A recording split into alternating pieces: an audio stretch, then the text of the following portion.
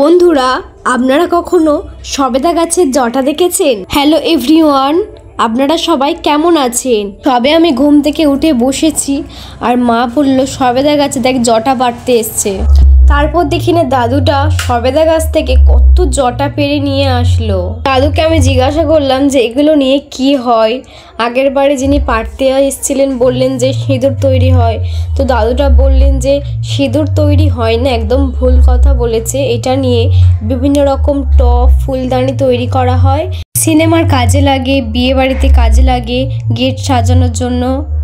তারপর দাদু এক এক করে গুনতে লাগলেন আর কতগুলো হয়েছে দেখুন, গুনে টোটাল 41টা হয়েছে আর 150 টাকা দিলেন। দাদু সাইকেল নিয়ে এসছে, অনেকটা দূর বাড়ি, পাড়ায় পাড়ায় ঘুরবেন আর কোথায় গাছ আছে দেখবেন বলে সাইকেল ব্যবহার করেন। আর তারপর ভালো করে বেঁধে সাইকেলে করে নিয়ে অন্য একটা গাছের উদ্দেশ্যে বেরোলেন।